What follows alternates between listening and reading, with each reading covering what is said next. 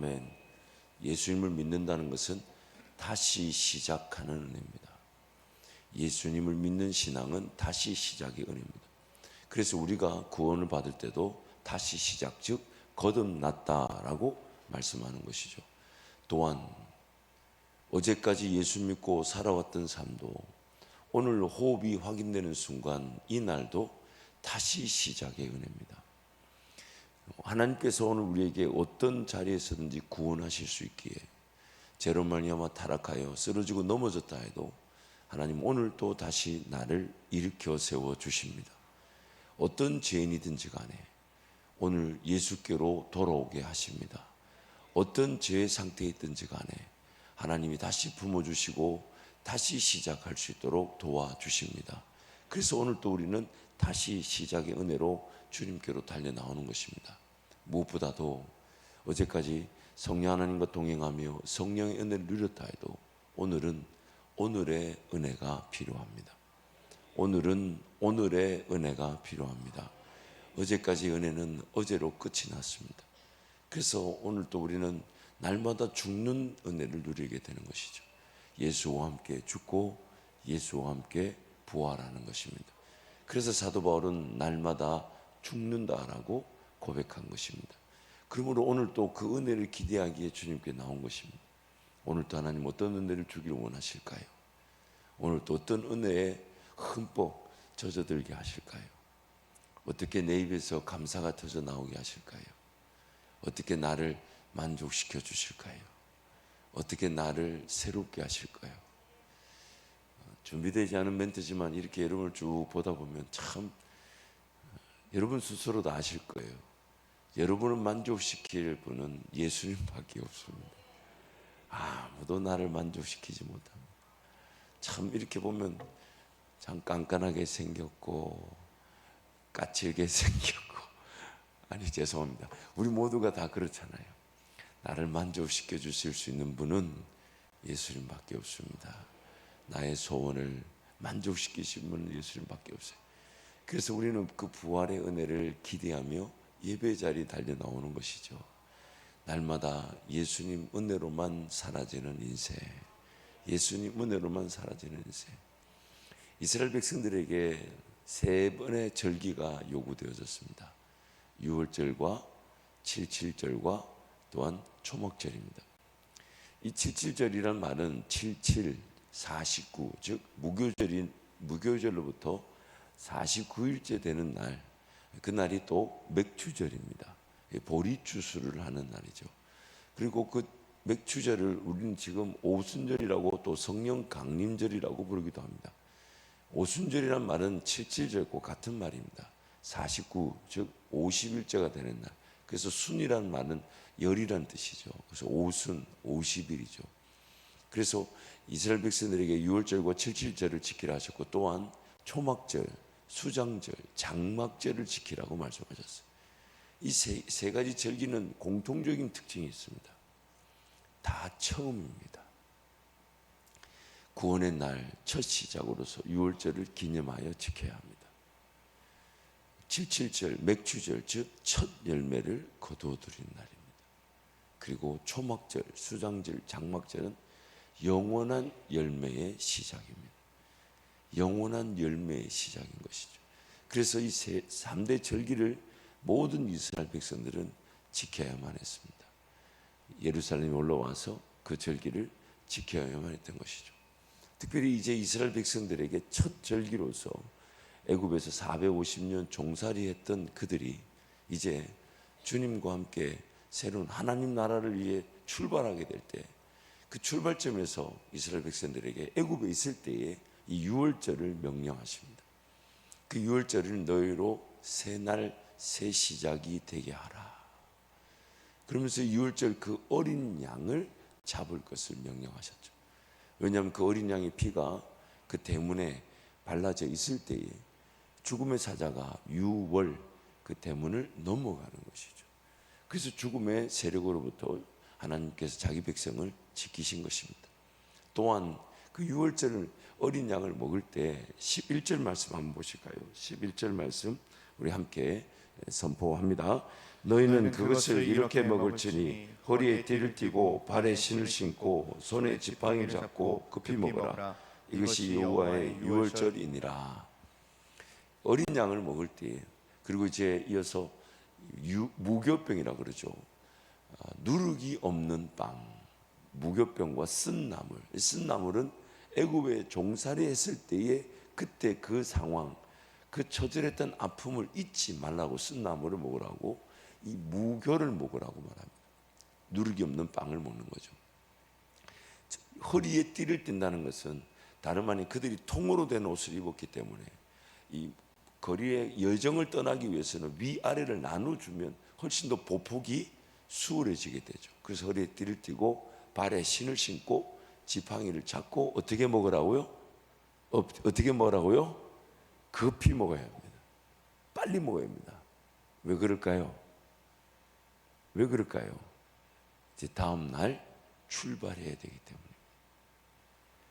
유월절은 구원의 새로운 여정의 시작입니다. 예수를 믿고 거듭났다는 것은 다름 아닌 출발해야 될 여정인 것입니다. 그리고 그 유월절을 지켰을 때 이제 나머지 7일 동안에 무교절을 지키게 됩니다. 그래서 유월절과 무교절은 하나죠. 근데 무교절을 지킨단 말이 그 무교란 말, 즉 누룩이 없는 빵. 그래서 오늘 예를 성찬을 이제 대하시다 보면 제가 예배위원회 부탁해서 예배위원회 부탁해서 기존에 있던 빵이 아니라 누룩 없는 이렇게 빵을 좀 손으로 찢어서 준비해 달라 그래서. 물론 시간이 된다면 다 이렇게 성도들 간에 서로 찢으면서 먹으면 더 좋겠지만 우리 예배 규모가 있다 보니까 그럴 이제 시간적 여유가 없어서 예배위원회에서 미리 찢어둔 거죠.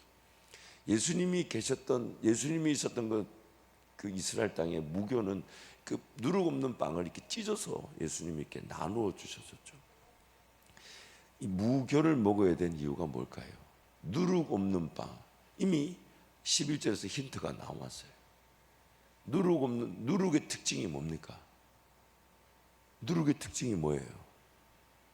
빵을 이렇게 부풀리게 만들어서 물론 맛도 있지만 약간 부드러워지면서 적은 밀가루로 양을 좀 많이 할 수가 있죠. 그렇죠? 그래서 제 기억에 어릴 적에 누룩빵이 이제 누룩빵이라고 부르기보다는 술빵을 많이 먹었던 것 같아요. 술이 이제 아마 그 누룩에 이제 참 이렇게 얘기하다 보면 마음이 아파요. 왜 여러분도 고개를 끄덕이는 걸 저는 경험했을지 모르겠지만, 어쨌든 이제 그 술빵을 이 자리에 제 어머니도 계신데 감사합니다. 아무튼 술빵을 이렇게 그 누룩을 넣어서 이렇게 부풀리는 것이죠. 근데 누룩 없는 빵을 먹어야 된답니다. 왜 그럴까요? 왜 하나님께서 무교절, 그래서 첫날이 성회가 되고 마지막도 성회가 돼야 된다라고 얘기하셨어요. 누룩의 특징 때문에 누룩을 제한하신 것이죠. 지금 즉각적으로 순종하며 따라야 되는데 누룩이 부풀기를 기다릴 수가 없는 것입니다. 구원받은 자들이 잊지 말아야 될 삶의 처음이자 마지막까지 지켜져야 될 자세는 항상 예수 따르기 위한 것입니다. 항상 예수 따르기 위한 것입니다. 무언가 부풀려지기를, 뭔가 열매를 기대하는 마음으로 뭔가 나타나기를, 그래서 지금 여기서 이렇게 머물러야 된다고, 지금 여기서 이런 거 먹으면서 기다려야 된다고, 지금 여기서 이렇게 집을 가꾸며 살아야 된다고. 아닙니다. 예수님께서 어디를 인도하시든 우리는 그 자리에서 예수님이 주시는 집을 짓고 예수님이 주시는 음식을 먹으며 예수님이 친히 음료수가 되고 양식이 되어줘서 우리 삶을 인도해 가십니다. 그래서 그날 밤에 다 먹어야 합니다. 예수님의 피는 단지 상징적인 역할만 하지 않습니다. 피를 흘려 주신 예수님의 몸을 기억하듯 우리는 예수님의 삶 전체를 다 소화시켜야 됩니다. 그래서 예수님 우리 가운데 오실 때는 말씀으로 오신 것입니다. 떡으로만 사는 것이 아니라 말씀으로 살아가는 것입니다. 그리고 그 말씀을 대하는 우리의 삶의 자세는 어린 양 되신 예수님이 어디를 인도하시든지 따르고자 하는 삶, 어디를 인도하시는지 따르고자 하는 삶. 오늘 지금 머물고 있는 그 집도, 내 직업도, 내가 먹고 있는 것도 예수님이 따르는 길에서 허락하신 것이지, 예수님을 따르기 위한 조건도 아니며 예수님을 따르기 전에 뭔가 해결되어야 될 일도 아닙니다. 내가 뭘 먹어야 될지, 어떤 일을 해야 될지, 어떤 삶을 살아야 될지, 그 모든 순간은 예수님을 따르는 가운데 예수님이 허락해 주신 것이고, 예수님이 나를 위해 내 필요를 채워주신 것입니다. 그런데 어느 순간 그 필요가 마치 누룩처럼 당장 떠나지 못할 것처럼, 당장 예수님 따르지 못할 것처럼 예수님보다 더 앞서 있을 수 있지 않나. 예수님을 따르는 길에서 허락되어진 내 삶, 예수님을 따르는 길에서 감당되어지는 나의 사명, 그래서 주어진 직업과 일터, 예수님 따르는 길에서 어디 머물러야 될지 예수님이 주신 주거, 예수님 따르는 길에서 그분이 친히 양식이 되어 주셔서 내 삶을 먹여주시고 입혀주시는 그 은혜, 같은 모양을 가지고 있다 해도, 집에 살고 있으며 양식을 대하고 있다 해도 예수님을 따르는 길에서 예수님이 허락하신 집이고 양식인지, 아니면 그 집과 양식이 누룩처럼 부풀어 오르기를 기다리고 있는 것은 아닌지. 사랑하는 성도 여러분, 예수님 따르는 것만이 은혜입니다. 우리는 예수 따르기 위해 존재하고 있습니다. 예수 따르는 길만이 생명의 길입니다. 예수 따라갈 때 삶이 될 수가 있습니다. 안전합니다. 뭘 먹어야 될지, 마셔야 될지, 입어야 될지를 염려하지 않습니다. 예수님만이 생명이십니다. 예수님만이 길이 되십니다. 예수님만이 내 삶의 이유가 되십니다. 그 길 걸어가야만이 이 땅에 남겨진 목적과 이유대로 삽니다. 그 길 걸어가야만이 언제든 어느 때든 그 천국의 삶으로 주님과 동행하게 됩니다. 그래서 우리 삶을 뒤돌아봐야 됩니다. 정말 난 예수 따르는 길에서 허락되어진 삶의 공간, 허락되어진 양식을 먹으며 사는 것인가? 아니면 이거 해결되고 저거 주어지고 이게 조금 평안하면 예수님을 따를 것처럼 그렇게 삶이 변질되어져 있는 건 아닌가? 날마다 우리의 삶의 목표는 예수님 만나고 예수의 임재 안에 거하고 예수 따라가는 거죠. 그러기 위해 모든 것이 주어져 있습니다. 그래서 소망은 예수밖에 없습니다.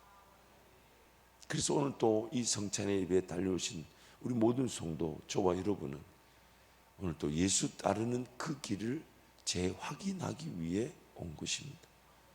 성찬의 은혜를 대할 때, 누룩 없는 빵을 대할 때마다 어디 가든지 일용할 양식을 책임져 주시는 예수님, 내 먹고 마시고 입는 육신의 필요를 모르시지 않고 해결해 주시는 예수님. 그래서 성찬을 대할 때 그 예수님을 기억하는 것입니다. 나를 위해 피 흘려주시고 살 찢어주신 것은 이제 나로 하여금 구원의 새날을, 매일매일 구원의 새날이 되기를, 매일매일 구원의 첫날이 되기를, 예수와 함께 죽고 예수와 함께 연합하듯 사라지기를.